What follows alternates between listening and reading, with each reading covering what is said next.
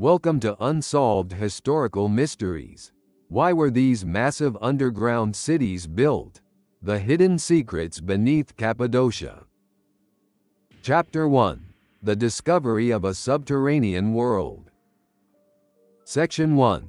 The accidental find beneath a Turkish home. Imagine renovating your home and accidentally stumbling upon a hidden doorway, not to a secret storage space, but to an entirely unknown underground world. That's exactly what happened in 1963, in the quiet town of Derinkuyu. Located in Turkey's Cappadocia region, a local man was remodeling his basement when he knocked down a wall and discovered a mysterious cavity behind it.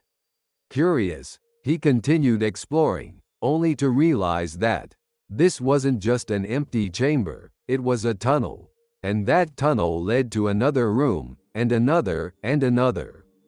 What he had uncovered was beyond anyone's imagination. A sprawling, multi-level underground city. This wasn't a shelter or a temporary hideout. It was a fully equipped subterranean metropolis, carved into the soft volcanic rock of the region. Archaeologists later determined that the city, eventually named after the town itself, Derinkuyu, had the capacity to house up to 20,000 people, including livestock and food stores. The city featured ventilation shafts, water wells, kitchens, communal areas, schools, and even chapels. Some areas went as deep as 60 meters below the surface, spanning at least 18 levels. Although only about half of them have been thoroughly explored, the sheer scale and complexity of the structure stunned experts. How could something so vast remain hidden for so long? Cappadocia was already known for its rock-carved monasteries and cave dwellings, but Derinkuyu was different. It was organized, fortified, and capable of sustaining life underground. For months, maybe even years. The fact that an entire underground civilization could lie beneath the feet of modern residents without detection challenged our assumptions about ancient engineering and city planning. News of the discovery quickly spread across Turkey, and then to the rest of the world. Archaeologists, historians, and curious adventurers descended on Derinkuyu to see it for themselves. What they found was more than a curiosity, it was a revelation. The city's design showed a sophisticated understanding of ventilation and water management. Its defensive features, such as rolling stone doors that could seal off passages from intruders, suggested that it was built not only for living but for protection. But what made the discovery truly extraordinary was that Derinkuyu was only the beginning. As researchers began mapping the area, they found that Derinkuyu was connected via underground tunnels to other, similarly complex cities nearby. This network hinted at a vast, hidden world beneath Cappadocia, one that had remained untouched for centuries, perhaps even millennia. The discovery of Derinkuyu didn't just unearth a city. It opened the door to one of history's most captivating mysteries. Who built this underground world? Why did they go to such lengths? And what secrets still lie buried beneath the rock? One accidental home renovation had unearthed not just walls, but questions that would echo through history. Section 2. First impressions of Derinkuyu and its scale. The first detailed explorations of Derinkuyu left even seasoned archaeologists speechless. The deeper they ventured, the more they realized they were standing inside an ancient engineering marvel. Unlike anything seen before, the underground city was not a simple cave system, but a vast, structured environment with clear architectural planning. Each level served a distinct purpose, and the city was designed with the efficiency of a well-organized machine. Only this one was carved directly into the earth. The scale of Derinkuyu defied logic. The city extended down at least 18 known levels, with wide corridors, narrow stairways, communal halls, kitchens, wine presses, schools, stables, and even a spacious church area with a barrel-vaulted ceiling. It wasn't built for short-term refuge. It was designed to support life underground for long durations. Every need, from food storage to water access and even spiritual life, had been accounted for. Ventilation was perhaps the most remarkable feature. Massive vertical shafts served as both air circulation systems and emergency escape routes. Even today, standing in some of these shafts, you can feel a faint but steady flow of fresh air, a testament to the builders' precise understanding of airflow and physics. These weren't crude survival measures. They were sophisticated systems, embedded seamlessly into the city's core. Water, too, was ingeniously managed. Deep wells tapped into underground aquifers, ensuring access to fresh drinking water even when surface supplies might be compromised. Some wells were deliberately isolated from ground level to prevent poisoning in times of siege. That level of strategic thinking points to a society not only concerned with survival, but experienced in dealing with real threats. As explorers mapped out Derinkuyu's chambers, the city began to tell a story of resilience, of fear, of innovation.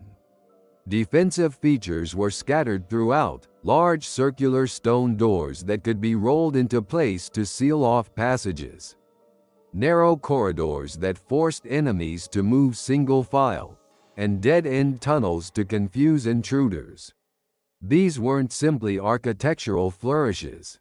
They were designed for tactical advantage. Whoever built Derinkuyu had enemies, and had survived them. What struck many researchers was the apparent age of the city. Though precise dating is still debated, some estimates suggest that parts of Derinkuyu could date back as far as 8th century BCE, or even earlier. Later cultures, such as the Byzantine Christians, expanded and reused the tunnels, adding their own touches and turning the city into a sanctuary. During waves of invasion, this layered history is etched into the stone itself. Symbols, carvings, niches, and architectural adjustments that mark different eras of use. Standing inside Derinkuyu, one gets a sense not just of its size, but of its soul. It's quiet, cool, and dimly lit by modern lamps, but it radiates purpose. You can imagine families huddled together during times of war, children learning by firelight, and prayers whispered in the underground chapel. It was a city carved by necessity, sustained by ingenuity, and now, uncovered by chance. And perhaps most incredible of all, Derinkuyu is just one of dozens of such cities in Cappadocia. But it remains the largest, the deepest, and perhaps the most enigmatic of them all. Section 3. Public and Archaeological Reactions. News of the discovery in Derinkuyu spread like wildfire. For the local community, the idea that they had been living above an ancient city for generations was both thrilling and surreal. Stories quickly circulated in nearby villages, blending fact with folklore. Some residents began to wonder if tales they had heard as children, of strange echoes from underground or unexplained sinkholes, had deeper meanings after all. But it wasn't just locals who were amazed. The Turkish government and international archaeological communities responded swiftly. Teams of researchers arrived, eager to explore the newly found underground world. Initial reactions ranged from cautious skepticism to outright astonishment. Derinkuyu didn't fit neatly into any existing framework. It was too vast, too organized, and too deliberately engineered to be dismissed as a minor ancient hideout. Excavations began in earnest, but the site posed unique challenges. Narrow corridors, fragile rock structures, and unexplored depths meant that researchers had to proceed with extreme care. Still, with each passing month, new rooms were uncovered. Artifacts like pottery shards, grinding stones, and remnants of furnaces began to paint a clearer picture of life below ground. The media played a huge role in bringing the mystery to a wider audience. Images of dark, winding tunnels and massive circular stone doors appeared in newspapers and magazines across the world. Derinkuyu became a symbol of hidden history, of how much remains unknown beneath our feet. For the Turkish tourism industry, it was a boon, turning Cappadocia from a geological curiosity into a full-blown archaeological hotspot.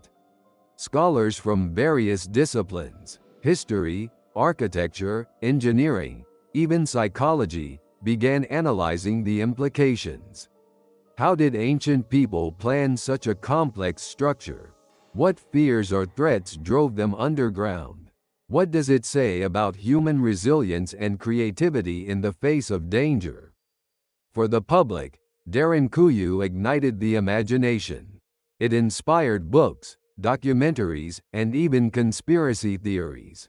Some speculated about lost civilizations or alien intervention, while others saw it as proof that humanity has always found ways to survive, adapt, and thrive, even in the most unexpected places. And so, Derinkuyu didn't just reveal a forgotten city.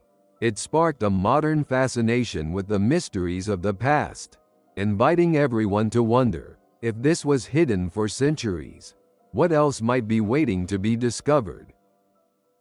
Chapter 2: Architectural Marvels Below the Earth. Section 1: How were these cities built without modern tools? One of the most mind-bending questions about Derinkuyu is a simple one. How did ancient people carve out an 18-level underground city without modern tools? No electricity, no power drills, no heavy machinery. Just human hands, primitive tools, and an extraordinary level of determination. Cappadocia's geological makeup offers part of the answer. The region is composed of soft volcanic rock known as tuff.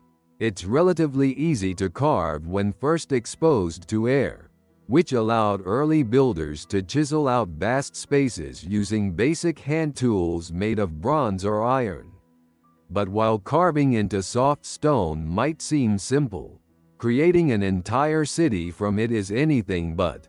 The sheer volume of rock that had to be removed, the structural stability required to avoid collapses, and the intricate planning involved all point to a highly organized operation. Experts believe that construction wasn't a single event, but a long-term project spanning generations. Each level and tunnel was likely expanded slowly over time, adapted to the community's needs. Teams may have worked simultaneously on multiple parts, coordinating efforts using a shared understanding of spatial design, airflow, and weight distribution. Even more impressive is how the builders ensured safety. The deeper you dig, the more dangerous it becomes. Without proper ventilation, fresh air runs out. Without solid structural supports, walls can crumble. Yet Derinkuyu shows very few signs of collapse or accidental damage. Its passages are smooth and uniform, suggesting both experience and craftsmanship. The builders may have passed down specialized knowledge, evolving techniques as they went. There's also the mystery of lighting. Without electricity, working in complete darkness would have been impossible. Oil lamps likely lit the interiors, and the city's wide corridors helped reflect and distribute light. Even the ventilation shafts may have played a dual role, carrying both air and a limited amount of natural light to the upper levels. Modern engineers examining Derinkuyu have admitted that replicating such a structure, even with today's technology, would be a massive undertaking. What these ancient people accomplished with basic tools rivals what we build with steel and concrete. So how were these cities built? The answer lies in a mix of natural advantages, collective knowledge, and the sheer will to survive. They didn't just dig tunnels. They built a sanctuary, one chisel mark at a time. Section 2. Engineering features: air shafts, water systems, security doors. What makes Derinkuyu more than just a remarkable excavation is the astonishing level of engineering hidden beneath its ancient surface. This wasn't a series of random caves. It was a highly organized city designed with safety, sustainability, and strategy in mind. One of the most impressive features is the ventilation system. A network of over 50 vertical shafts was carved throughout the city, allowing fresh air to circulate even at the lowest levels. These shafts, some more than 50 meters deep, were so well designed that they still function today. Archaeologists have marveled at how the air flows smoothly through the city, creating a comfortable and breathable environment. It's a reminder that the builders understood airflow dynamics centuries before modern HVAC systems existed. Water was another vital concern, and it was masterfully addressed. Derinkuyu includes dozens of wells that tapped into underground aquifers, ensuring a reliable supply of clean water even during extended periods underground. Some of these wells were only accessible from below, which was a clever security feature. If the surface was under attack, invaders couldn't poison or cut off the city's water supply. These design elements show a level of foresight and resilience rarely seen in ancient architecture. Then there's the city's defense system, which is nothing short of ingenious. Throughout the tunnels are massive round stone doors, each weighing up to 500 kilograms, that could be rolled into place to block passageways. These doors were carved with central holes, allowing defenders to look or jab spears through without opening them. Most importantly, they could only be operated from the inside.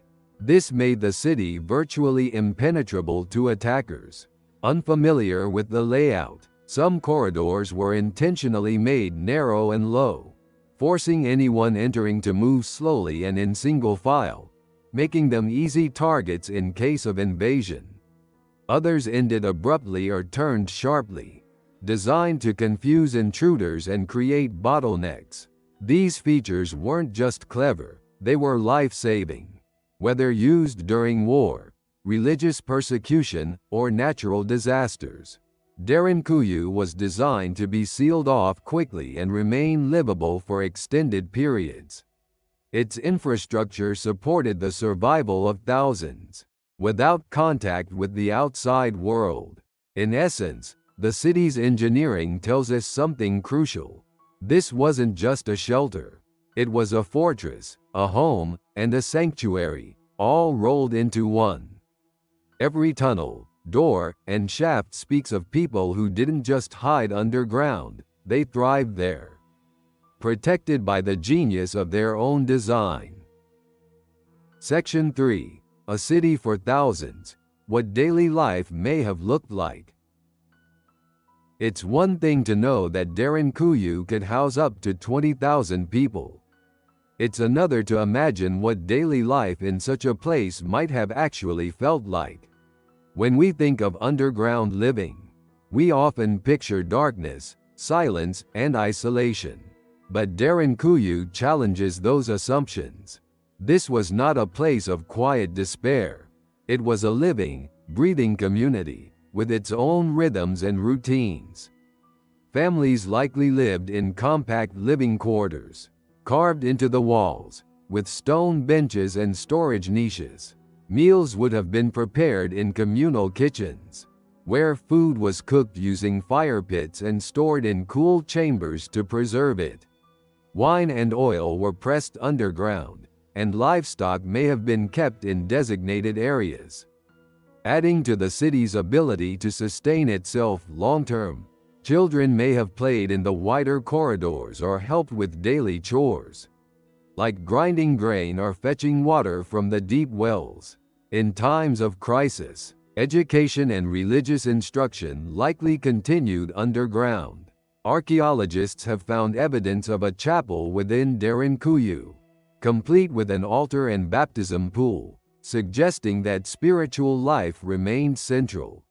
Even during times of fear or isolation, the air would have been cooler than the surface, comfortable during hot summers, but chilly in winter. The soft light from oil lamps cast long shadows on the stone walls, creating an atmosphere both intimate and mysterious.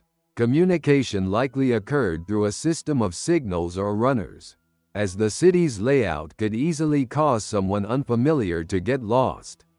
Despite the confined space, the community must have developed systems for order and cooperation. With so many people living in close quarters, sanitation would have been critical. Waste disposal areas were designated, and air circulation helped manage odors and humidity. Social roles probably became more defined: leaders, teachers, guards, spiritual guides, all contributing to the survival of the group. The psychological toll of living underground for extended periods is hard to grasp, but the structure of Derinkuyu suggests that the people were prepared. Rooms were laid out to offer privacy. Larger halls allowed for gatherings, and communal spaces created a sense of unity. This wasn't a place of last resort, it was a functional, thought-out environment built for resilience. In the quiet of those stone halls, you can almost hear the echoes of life: laughter, footsteps, whispered prayers, the crackle of fire. Derinkuyu wasn't just a shelter from the outside world. It was a city with a pulse, carved from rock and shaped by the determination to survive together. Chapter 3: Theories behind their construction. Section 1: Shelter from natural disasters. One of the most widely accepted theories about the origins of Derinkuyu and other underground cities in Cappadocia is that they were built as shelters from natural disasters. The region has long been shaped by powerful forces: volcanic eruptions, earthquakes, and extreme weather conditions that could threaten surface dwellings. Building below ground offered protection not just from enemies, but from nature itself. Cappadocia's volcanic history played a crucial role in shaping both the land and its people. The same volcanic activity that created the soft, tough stone, perfect for carving, also made the surface unstable and at times dangerous. Frequent tremors and the potential for devastating eruptions meant that living above ground carried constant risk. In contrast, the underground environment remained stable. The earth insulated inhabitants from seismic shocks, temperature extremes, and windstorms. Seasonal changes also presented challenges. Harsh Anatolian winters could bring biting cold and heavy snowfall, while summers could be intensely hot. Underground cities like Derinkuyu maintained a constant, cool temperature year-round, making them ideal refuges during climatic extremes. Residents may have retreated underground seasonally or during particularly volatile years, only returning to the surface when conditions improved. There's also the possibility that surface droughts or environmental degradation forced communities to adapt. With access to underground water sources and storage chambers for food, Derinkuyu provided a sustainable way to endure periods of scarcity. This level of adaptability suggests that the builders were not simply reacting to threats. They were preparing for them, using foresight and a deep understanding of their environment. Furthermore, volcanic ash or dust clouds from eruptions could render the air above toxic or difficult to breathe. Derinkuyu's deep ventilation shafts may have doubled as a way to filter air and protect the population from harmful particles. It's a clever example of natural engineering turned into life-saving infrastructure. The use of underground shelters as protection from nature isn't unique to Cappadocia, but few examples in the world compare to its scale and sophistication. These weren't crude caves or panic bunkers. They were long-term survival solutions, designed to shield entire populations from nature's fury. In that light, Derinkuyu can be seen as a testament to human resilience. Faced with a volatile environment, its builders didn't flee, they dug in. They embraced the earth, transforming it into a fortress that turned nature's threats into manageable challenges. Section 2. Escaping invasions and religious persecution. While natural disasters may have influenced the construction of Derinkuyu, another powerful force shaped its purpose: fear of human conflict. Throughout history, the Anatolian region has been a crossroads of civilizations. From the Hittites and Persians to the Romans, Byzantines, and Seljuks, wave after wave of armies swept across the land. For those caught in the middle, the underground cities offered a place not just of refuge, but of survival. Historians believe Derinkuyu was used during times of invasion as a hidden stronghold. Its entranceways were camouflaged or built into existing homes, making them difficult to detect. Once inside, inhabitants could seal the massive stone doors, rendering the city nearly impenetrable. Narrow tunnels and confusing layouts further protected those inside, by creating a tactical advantage against any would-be intruders. One of the most compelling periods tied to the use of Derinkuyu was during the early Christian era. In the 1st centuries AD, Christians were often persecuted by Roman authorities. And later, during regional religious conflicts, Cappadocia became a haven for these early believers, and its underground cities played a crucial role in their survival. Within Derinkuyu, archaeologists have identified chapels, religious symbols, and baptistries, all pointing to active worship conducted in secret. These underground sanctuaries allowed communities to practice their faith away from the eyes of hostile regimes. They weren't simply hiding, they were living, worshiping, and preserving their culture below the surface. The cities offered not only protection from soldiers, but also from the fear of erasure, of losing identity, language, and belief under oppressive rule. Some researchers suggest that Derinkuyu's expansion over time may reflect periods of intensified threat. As invasions became more frequent or widespread, the need for deeper, larger, and more complex underground networks grew. These expansions weren't random, they were strategic, mirroring the evolving political and religious landscape above ground. The structure of the city itself supports this theory. Passageways designed to slow enemies, hidden chambers for supplies, and communication tunnels connecting to nearby cities all point to a population preparing for long-term concealment.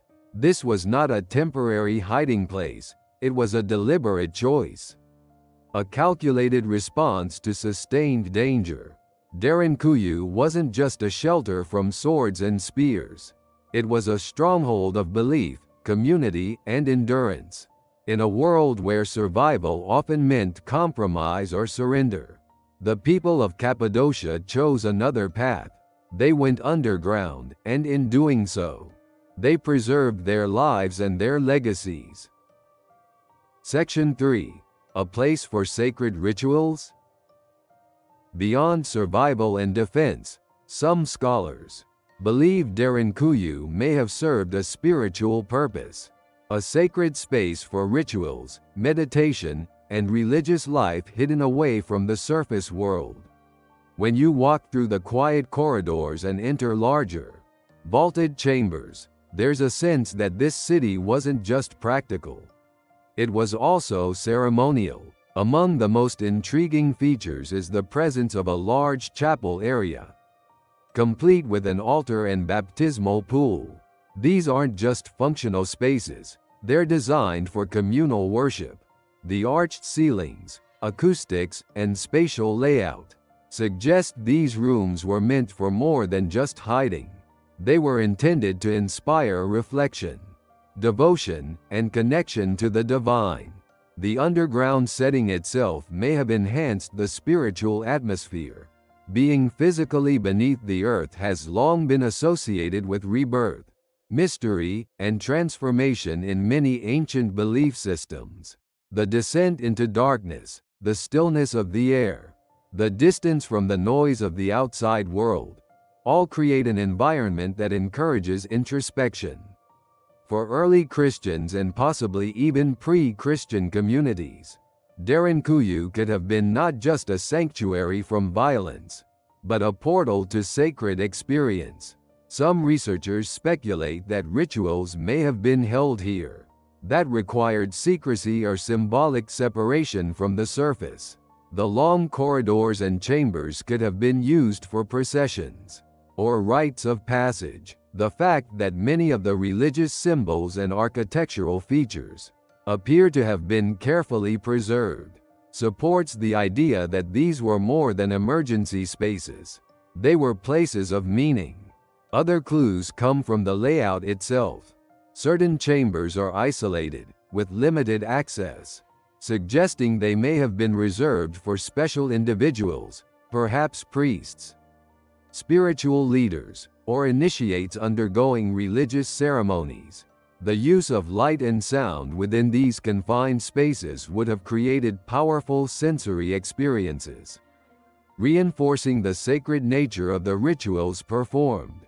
Interestingly, some legends in the region describe the underground cities as places of enlightenment, where knowledge was passed down through secret teachings. While these tales are difficult to verify, they align with the broader idea of Derinkuyu as a hidden world, not just of stone, but of spirit, whether used for daily worship or sacred ceremonies during times of crisis. Derinkuyu seems to have provided a spiritual refuge just as much as a physical one.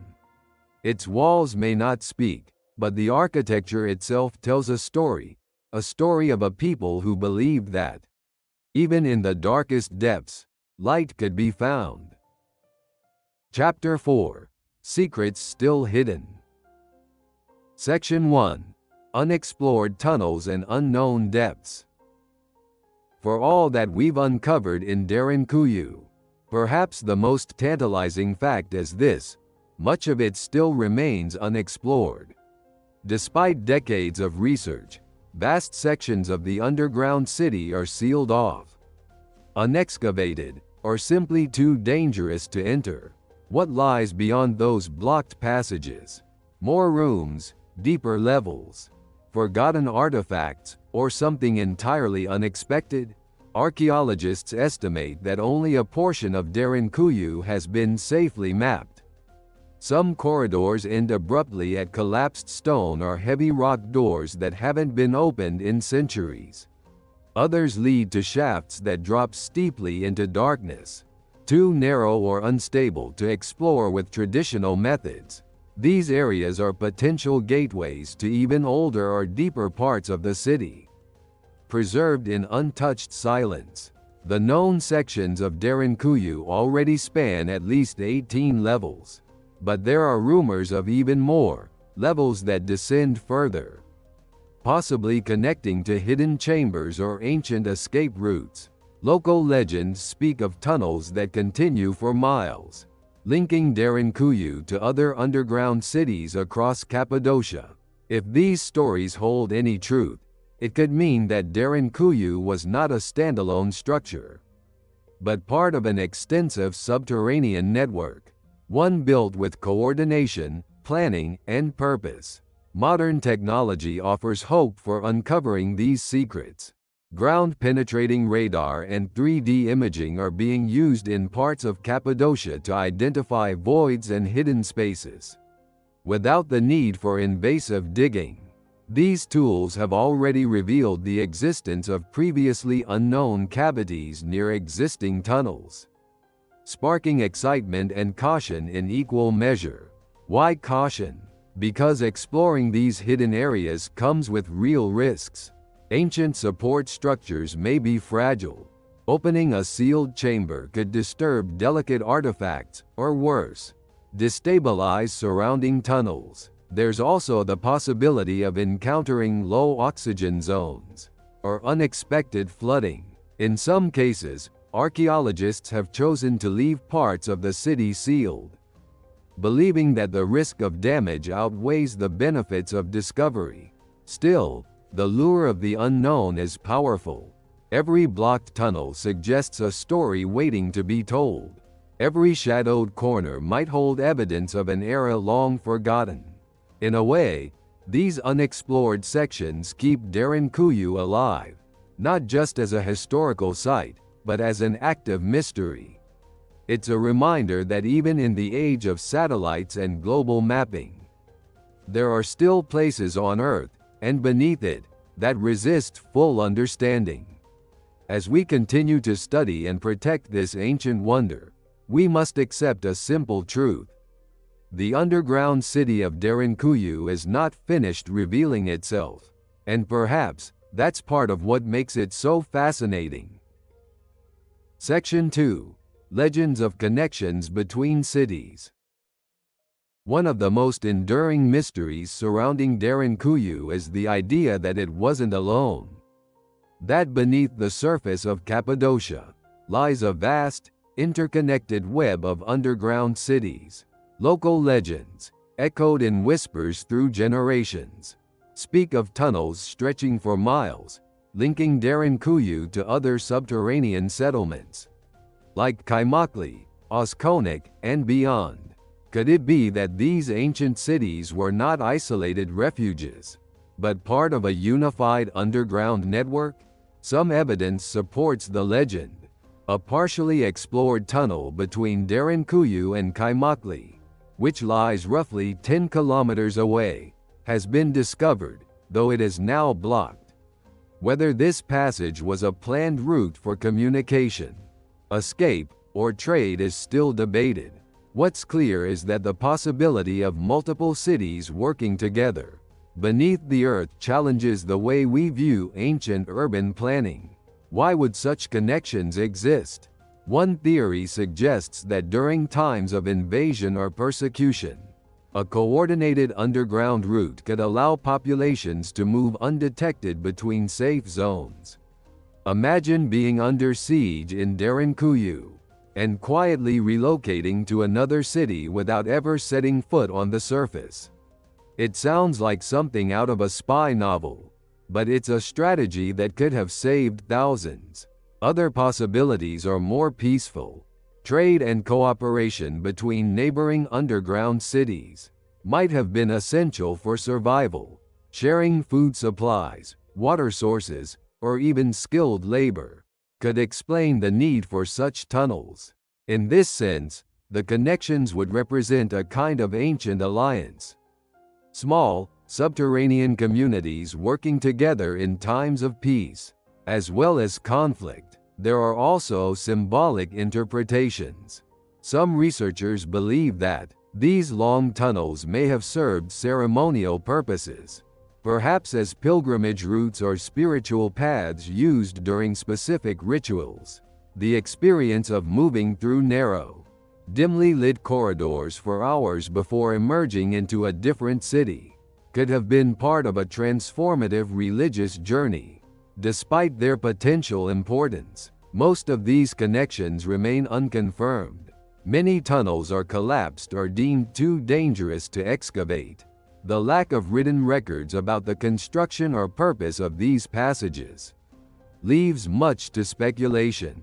But that hasn't stopped stories from flourishing. Stories of lost maps, secret entrances, and entire underground highways waiting to be rediscovered. Whether the connections were practical, symbolic, or both, they add another layer to the enigma of Cappadocia's underground world. Derinkuyu may be the most famous city, but it could be just one chapter in a much larger story. One that links communities not by roads or borders, but by darkness, stone, and the shared will to endure. Section 3. Could there be more undiscovered cities? The discovery of Derinkuyu was remarkable, but what if it's just the beginning? In a region as geologically unique and historically layered as Cappadocia, it's entirely possible that more underground cities lie hidden, waiting to be uncovered, and in fact, some already have been. Since Derinkuyu's accidental discovery in 1963, dozens of other subterranean sites have been identified across central Turkey. Some, like Kaymakli and Oskonik, are well-known and partially open to the public. Others remain closed off, buried beneath farmland, homes, or forested hills. In 2014, a massive underground complex was found beneath the city of Neshehir during a construction project. An area spanning over 400,000 square meters. Though still largely unexcavated, it could rival Derinkuyu in scale and complexity. These discoveries raise an intriguing question. How many of these ancient cities remain hidden beneath the modern landscape? Satellite imagery and ground-penetrating radar have revealed anomalies in the terrain, shapes and cavities that suggest human-made structures below. Yet without excavation, their secrets remain sealed. Archaeologists believe that only a fraction of Cappadocia's underground world has been revealed. The reasons for their hidden state are understandable. Excavation is expensive, risky, and often restricted by local development or government regulations. Many sites are located beneath inhabited areas, making large-scale digging difficult or politically sensitive. Others are in remote or protected regions where digging is prohibited. Still, local legends and even some historical accounts hint at further discoveries. Stories passed down through generations speak of tunnels beneath schools, collapsed wells, leading to vast rooms, and strange echoes from beneath village courtyards. These oral histories, once dismissed as folklore, have become valuable clues in the search for new sites. The potential of these hidden cities goes beyond archaeological interest. They offer insights into human adaptability, cooperation, and survival strategies across centuries. If new cities are discovered, they could change what we know about population movement, cultural exchange, and even religious practices in ancient Anatolia. But perhaps most fascinating is the idea that we're still discovering pieces of a lost world. One that existed in parallel with the surface, shielded from view and preserved in stone. Derinkuyu may have captured global attention, but it's likely not alone.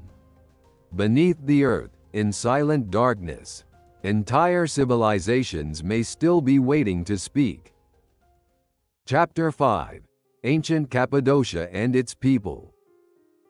Section 1. Who lived in these cities? The question of who lived in Derinkuyu, and cities like it, has fascinated historians for decades. These weren't just survival bunkers used in emergencies. They were complex, well-organized communities, which suggests that entire societies, complete with families, religious leaders, craftsmen, and farmers, spent significant time underground. The earliest phases of Derinkuyu's construction are difficult to date precisely, but some scholars believe the initial tunnels may have been carved as early as the 8th or 7th century BCE, possibly by the Phrygians or even earlier inhabitants like the Hittites. However, most of what we see today, especially the expanded sections and religious structures, likely took shape during the Byzantine era. between the 5th and 10th centuries AD. During this time, the region was home to early Christian communities who faced waves of persecution and external invasion. Historical records and archaeological evidence point to Byzantine Christians using Derinkuyu as both a place of worship and refuge. The presence of chapels, crosses etched into the walls, and baptistries all suggest that spiritual life continued actively below ground. For these communities, faith wasn't just preserved, it thrived in the darkness. But Derinkuyu wasn't reserved solely for religious practitioners. Families lived here, perhaps for months at a time.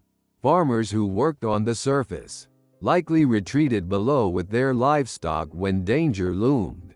The city had spaces for animals, suggesting that life was sustained as fully as possible underground.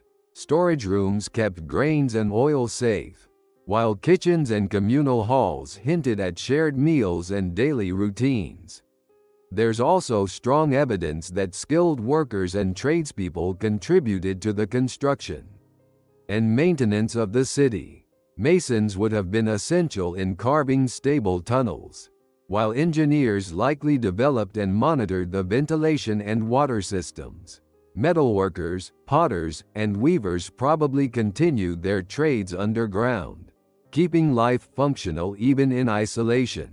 The diversity of roles suggests that Derinkuyu's inhabitants were more than just frightened refugees. They were an organized, resourceful population, capable of adapting their entire way of life to the challenges of an underground existence. And because different eras saw the city inhabited by different groups, it's likely that multiple layers of cultural and ethnic identity overlap beneath its stone walls.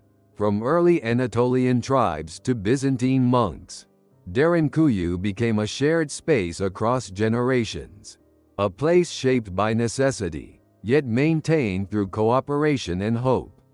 Understanding who lived there helps us realize that these underground cities weren't just architectural feats. They were human stories, carved in stone. Section 2. Historical timeline and cultural context.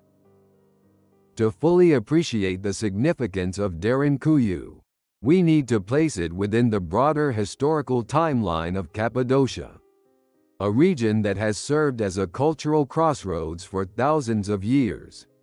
From prehistoric times to the fall of the Byzantine Empire, this land has witnessed the rise and fall of empires, migrations of peoples, and the blending of religions, languages, and traditions. The earliest evidence of human habitation in Cappadocia dates back to the Paleolithic period. However, the first major civilization associated with underground structures may have been the Hittites, who dominated central Anatolia in the 2nd millennium BCE. While there is no definitive proof they built Derinkuyu, their advanced knowledge of architecture and use of rock-cut chambers suggests they may have laid the foundations for what came later. Following the Hittites, the region saw successive waves of control by the Phrygians, Persians, and eventually the Greeks after Alexander the Great's conquests. Each group left its mark, but it was during the Roman and Byzantine periods that underground cities like Derinkuyu truly flourished.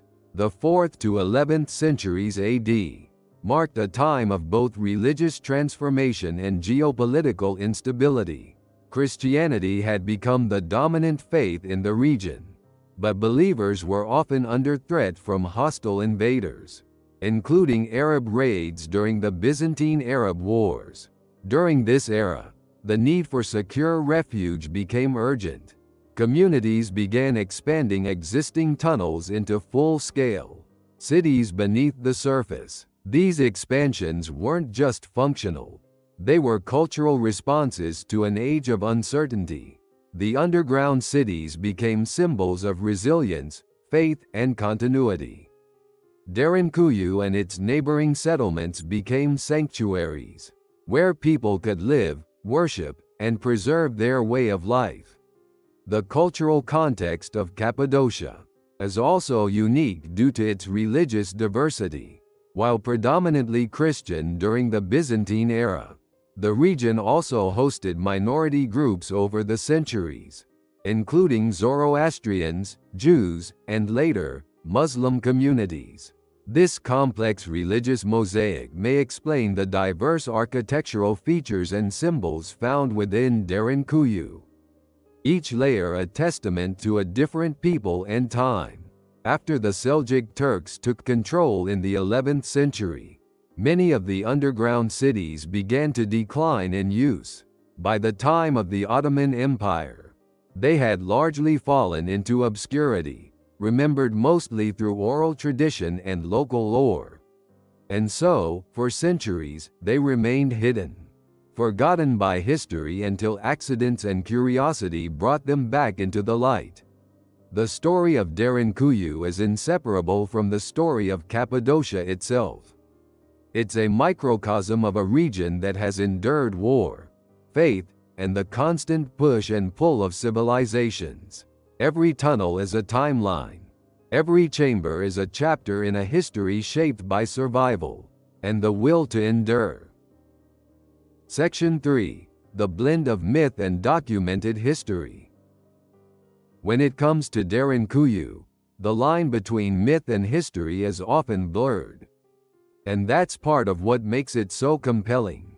While archaeologists can analyze tools, date stone walls, and trace the spread of civilizations, there's an equally rich tradition of folklore and oral stories that breathe life into the facts. In Cappadocia, the past isn't just studied, it's remembered, told, and imagined. Local myths surrounding the underground cities are abundant. Some tales speak of ancient giants who carved the tunnels to escape divine wrath. Others describe the cities as homes for mystical beings, hidden away to protect sacred knowledge. There are even stories claiming that the tunnels were built by an advanced race, perhaps not of this world, who left behind their knowledge in the depths of the earth. These legends might sound fantastical, but they often hold kernels of truth. In a time before writing was widespread, oral storytelling was a way to preserve memories of real events, wars, natural disasters, migrations, but framed in the language of the sacred and the supernatural.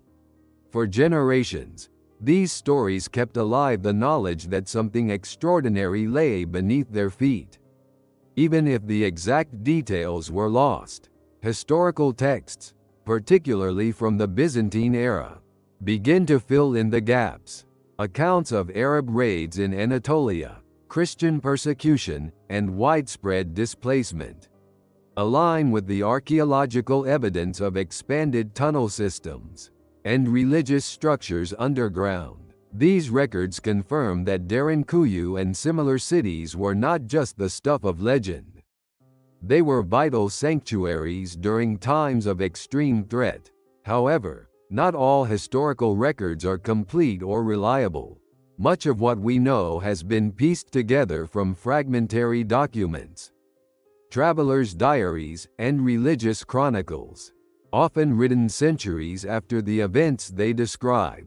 This makes it difficult to pinpoint who built the cities and when each phase of expansion occurred. It also means that myth and history have had centuries to intermingle, creating a tapestry where it's hard to separate one thread from the next. Interestingly, this fusion of myth and history isn't unique to Derinkuyu.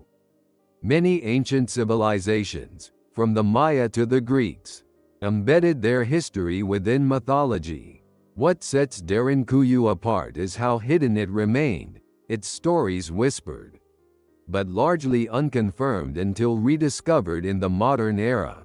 That rediscovery has reignited both scientific and mystical curiosity, encouraging new interpretations of old tales. Ultimately, Derinkuyu stands at a crossroads between the known and the imagined. It's a place where facts echo with ancient voices, and where every darkened tunnel invites not just exploration, but wonder. In many ways, the blend of myth and history is not a flaw. It's the city's essence. It reminds us that the past isn't just what we can prove. Sometimes, it's also what we believe, remember, and dream. Chapter 6: Modern Research and Controversies. Section 1: New Technologies Revealing Deeper Truths. In recent years, the mystery of Derinkuyu has entered a new chapter, one shaped not by chisels and lanterns, but by lasers, satellites, and digital imaging. Modern technology is transforming how we explore underground cities, revealing insights that were previously unreachable.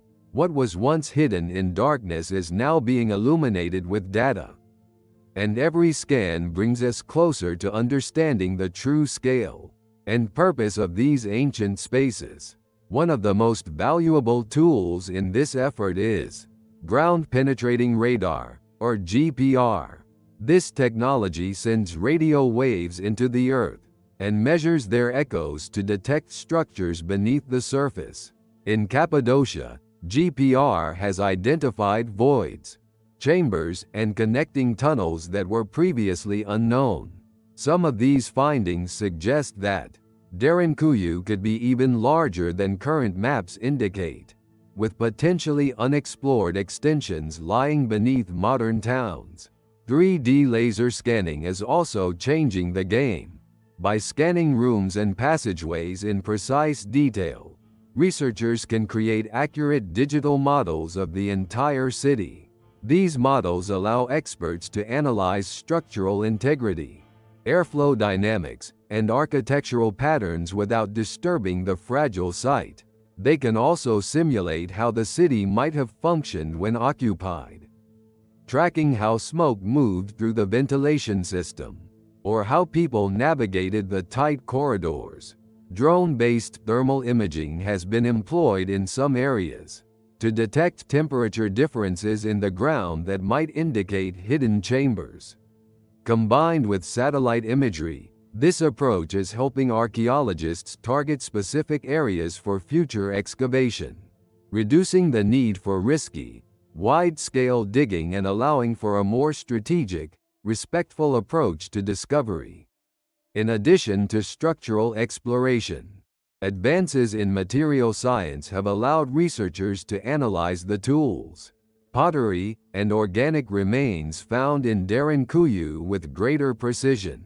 Isotopic analysis of bones or seeds can reveal where ancient residents sourced their food, what they ate, and even how far trade networks may have extended. These microscopic clues bring a human scale to a place that often feels larger than life. Despite the excitement these technologies bring, they also come with limitations. GPR, for example, can produce unclear or misleading results, depending on soil conditions, and even the most detailed 3D models can't replicate the lived experience, the sights, smells, and emotions of people who once called Derinkuyu home. Technology can open doors, but it can't tell the full story on its own. Still, one thing is certain: we are in the middle of a technological renaissance in archaeology. Derinkuyu, once revealed by accident, is now being studied with a level of precision and curiosity that its ancient builders could never have imagined. And as we dig deeper, not with shovels, but with signals and scans, we're uncovering not just more tunnels, but a richer understanding of the people who built and lived in this underground world. Section 2: Disputes among historians and archaeologists. Despite all the technological advances and growing body of evidence, Derinkuyu remains a source of heated debate among historians and archaeologists. Its origins, purpose, and the identity of its builders are still contested, with theories often clashing as much as they converge. This rich academic tension speaks to just how mysterious and complex this underground city truly is. One of the main disputes centers around the timeline of construction. While many scholars attribute the initial stages of Derinkuyu to the Phrygians or Hittites, others argue for later origins, pointing to the Byzantine architectural features that dominate much of the city today. Without inscriptions or definitive dating methods for the stone itself, pinpointing an exact beginning remains elusive. Each archaeological layer tells a different part of the story, but the complete narrative continues to shift with every discovery. Another hot topic is the purpose of the city. Was it primarily a military refuge, a religious sanctuary, or a permanent settlement designed for everyday life? Different experts emphasize different evidence.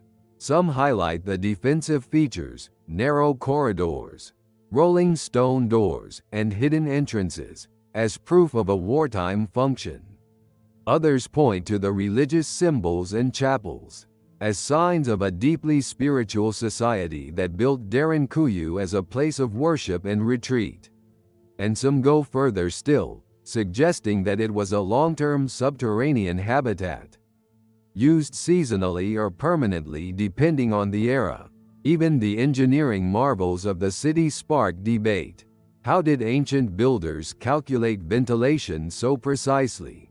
Were these techniques developed independently, or passed down through generations of trial and error? Some argue for indigenous innovation, while others speculate about shared knowledge across ancient civilizations, perhaps through trade routes or migrations. Then there are the more fringe theories, which stir controversy in both academic and public circles. Some propose that Derinkuyu was influenced, or even created, by a lost advanced civilization, predating known historical societies. A few go so far as to suggest extraterrestrial involvement, drawing parallels between ancient myths and modern interpretations of UFO folklore. While most mainstream scholars dismiss these ideas, they continue to capture the imagination of alternative researchers and the wider public alike. The lack of written records only fuels the fire. With so much of Derinkuyu's history undocumented, interpretation often relies on inference, comparison, and speculation. This leaves room for multiple narratives, some competing, others coexisting. For many historians, this ambiguity is frustrating. For others, it's what makes the study of Derinkuyu endlessly fascinating. What everyone agrees on is this: Derinkuyu is a masterpiece of ancient ingenuity. Whether built by farmers seeking shelter, monks fleeing persecution, or architects with secrets lost to time, its very existence challenges what we thought ancient people were capable of. And until more answers are unearthed, literally or figuratively, the debates will continue, echoing through the stone halls of history. Section 3. What's accepted fact, and what remains speculation? With so much mystery surrounding Derinkuyu, it's important to separate what we know from what we believe. Over the years, a number of key facts about the underground city have been widely accepted within the academic community. Yet, just as many details remain speculative, shrouded in ambiguity and debate. Let's start with what's known. First, there is no doubt that Derinkuyu is one of the largest and most complex subterranean cities ever discovered. It descends at least 18 levels and may extend even deeper. Archaeologists have confirmed that it could house approximately 20,000 people, along with their livestock and food stores. The presence of communal rooms, chapels, kitchens, stables, and ventilation shafts indicates that the city was designed for long-term habitation, not just brief emergencies. We also know that the rock it was carved from, volcanic tuff, made it easier to excavate while remaining stable once exposed to air. Radiocarbon dating of organic materials and analysis of architectural styles suggest that much of the current form of Derinkuyu dates to the Byzantine period, particularly between the 5th and 10th centuries AD. Inscriptions and symbols point clearly to Christian communities who used the city for refuge during times of religious persecution and military conflict. Another well-supported fact is the city's advanced engineering. Ventilation shafts still function today, and the water system, consisting of wells and aqueducts, was cleverly designed to prevent contamination from the surface. These features speak to a deep understanding of environmental challenges and solutions. However, when it comes to the origins of Derinkuyu, the picture gets murkier. There is no definitive record of who first began carving the city or why. Theories range from the Phrygians to the Hittites, but without inscriptions or carbon-datable structural elements, the question remains open. This uncertainty leaves room for speculation about earlier phases of construction that could predate recorded history. Speculation also surrounds the city's exact purpose. While most agree it was used for refuge, some suggest it may have had religious, ceremonial, or even scientific functions. Was it built solely as a defensive hideout, or did it serve as a year-round settlement? Did it evolve over centuries with changing needs and cultures, or was it created during a single concentrated effort? The idea of a vast interconnected network of underground cities is another topic where fact meets speculation. While some tunnels between known sites have been confirmed, the full extent of this subterranean web is still unknown, until more of it is excavated or surveyed. These connections remain partly hypothetical. Finally, there are the more imaginative theories, those involving lost civilizations or ancient advanced knowledge. While they often lack hard evidence, they reflect humanity's deep desire to find meaning in the unknown. In the end, Derinkuyu is a blend of the confirmed and the mysterious. The facts tell us it was a marvel of ancient engineering. The speculation keeps the story alive, urging us to dig deeper, not just into the earth, but into our own curiosity. And perhaps that's the true legacy of Derinkuyu, not just what it was, but what it might still be. Chapter 7.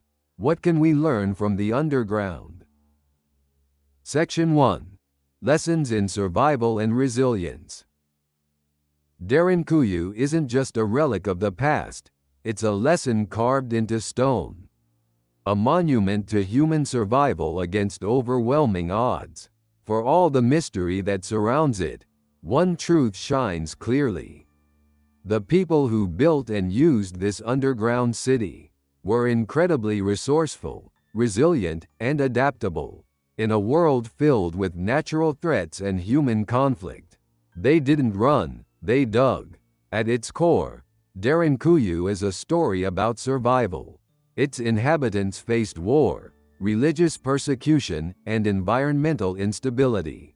But instead of succumbing to fear or chaos, they created a space that allowed life to continue.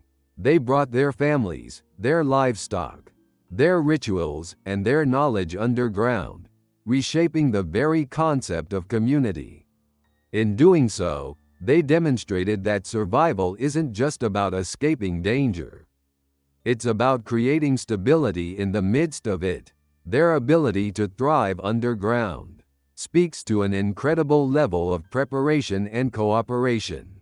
This wasn't the work of a single generation or a handful of skilled laborers. Derinkuyu was built and maintained by entire communities over centuries. It required coordination, shared goals, and a deep commitment to collective well-being.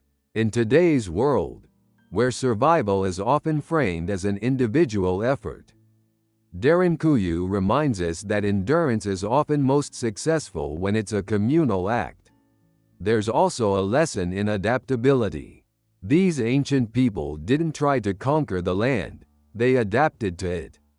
They understood the properties of the volcanic rock, learned how to harness natural air currents, and built a city that worked with nature rather than against it. Their approach wasn't one of domination, but of ingenuity, turning limitations into opportunities. It's a mindset that feels especially relevant today, as we face our own environmental challenges. Moreover, the psychological resilience of Derinkuyu's residents is worth reflecting on. Living underground for extended periods would have required emotional strength, discipline, and faith, not just in the spiritual sense, but in one another. They had to believe that their efforts mattered, that the danger would pass, and that life would continue. That kind of mental endurance is as vital as any architectural feature. In a modern era defined by speed, technology, and convenience, Derinkuyu stands as a powerful counterpoint. It teaches us that true resilience isn't flashy. It's quiet. It's carved slowly, patiently, and with intention. It's built not for today or tomorrow, but for the long haul. So as we explore the winding corridors of this ancient underground world, we're not just uncovering history. We're rediscovering what it means to persist. Derinkuyu shows us that even when the world above is uncertain, hope can be found below. And that, perhaps, is the greatest lesson of all. Section 2. Rethinking Ancient Civilizations. Derinkuyu forces us to re-examine how we view ancient civilizations. For centuries, the dominant narrative has often portrayed early societies as primitive, limited in knowledge and technology. But when you stand inside a city like Derinkuyu, complex, strategic, and deeply engineered, it becomes clear that our ancestors were far more advanced than we tend to give them credit for. The very existence of Derinkuyu challenges the notion that innovation is only a product of modern science. Without computers, electricity, or even written blueprints, these people built a self-sufficient, multi-level city beneath the earth. They understood structural integrity, air circulation, water management, and community planning. These were not isolated bursts of ingenuity. They were the result of cumulative knowledge passed down over generations. What's more, Derinkuyu shows that ancient people didn't just react to their environment. They anticipated it. They built for the future, preparing for threats that might come years or even decades later. This kind of foresight is a trait we often associate with modern planning, yet here it is, embedded in stone centuries ago. It suggests a level of long-term thinking and strategic design that is as relevant today as it was then. The city's hidden nature also makes us question what we consider progress. We often look to towering monuments, sprawling empires, and glittering cities as marks of civilization. But Derinkuyu's greatness lies in its invisibility, its ability to protect, endure, and operate without drawing attention. It's a reminder that not all achievements are meant to be seen. Some are meant to be felt, experienced, and preserved in secret. In addition, the cooperative nature of Derinkuyu's construction speaks volumes about the societies that built it. This was not the work of slaves or imposed labor. It was most likely a communal project where everyone had a role and a stake in its success. That kind of collective effort requires shared vision and mutual trust, qualities we sometimes assume were lacking in early societies. Furthermore, the city's religious and cultural elements point to a nuanced and sophisticated worldview. These were people who not only carved out living space, but also spaces for worship, learning, and ritual. Their understanding of the human need for spiritual and emotional fulfillment was as deeply embedded in their architecture as their need for food and water. In essence, Derinkuyu invites us to shift our perspective. Instead of viewing ancient civilizations as stepping stones to our modern era, we might begin to see them as complex, intelligent, and worthy of admiration on their own terms. They weren't just surviving, they were innovating, organizing, and adapting in ways that remain awe-inspiring. So as we explore the underground depths of Cappadocia, we're not just uncovering ancient stone, we're uncovering new respect. Derinkuyu doesn't just make us rethink history, it makes us rethink the people who lived it. Section 3. Final thoughts, mystery, wonder, and the human drive to dig deep. Derinkuyu isn't just a marvel of stone and silence. It's a gateway into something deeper. It invites us to ask not only how it was built, but why. What compelled ancient people to carve a city beneath their feet? Was it fear, hope, vision, or perhaps something more universal? The human need to explore, to protect, to preserve what matters most. There's something profoundly moving about walking through its corridors. You feel the weight of time, the whisper of forgotten footsteps, and the quiet hum of purpose embedded in every wall. This wasn't a place built for glory or recognition. It was built for survival, for faith, for community.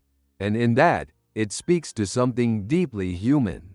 Derinkuyu reminds us that mysteries still exist, not just in the jungles of lost civilizations, or on the bottom of the sea, but sometimes directly beneath our homes.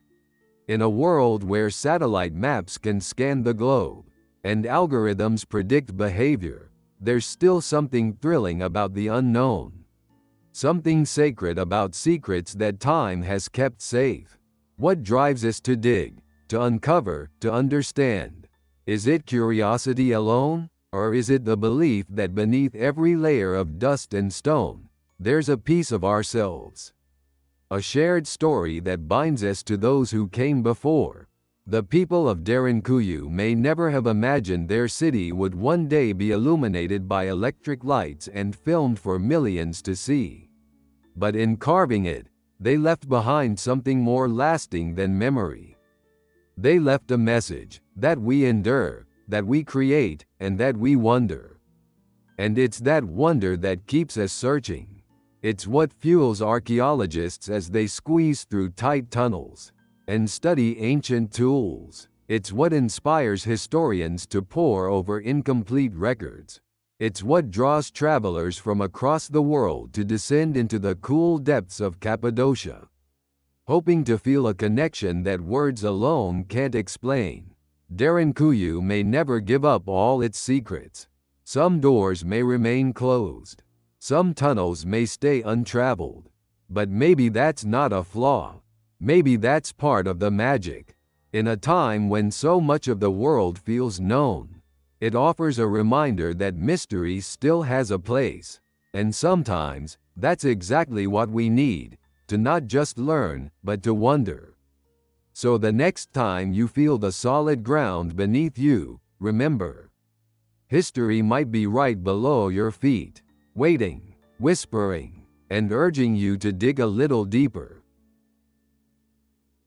If you found this video helpful or interesting, please give it a thumbs up and subscribe to the channel.